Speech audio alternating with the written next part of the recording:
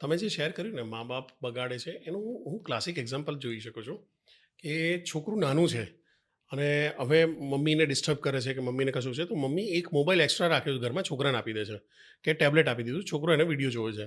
તમે હોટલમાં જાઓ ને આજની તારીખમાં છોકરાઓ હોટલની અંદર એ ટેબ્લેટને કશું લઈને બેઠો છે અને એને મમ્મી ખવડાવી રહી છે ને એ બેસીને કંઈક ખાઈ રહ્યો છે.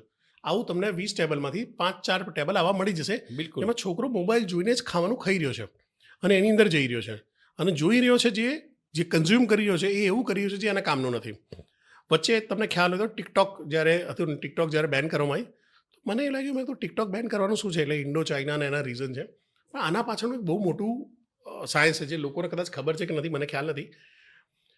ચાઇનામાં ટિકટોક સાયન્સ બતાવે છે, ચાઇનામાં ટિકટોક ધંધો કેવી રીતના વધારવો એ બતાવે છે, ચાઇનામાં ટિકટોક સ્કિલ બતાવે છે, માર્શલ આર્ટ બતાવે છે, આર્ટ બતાવે છે, સંગીત બતાવે છે, ડાન્સ બતાવે છે.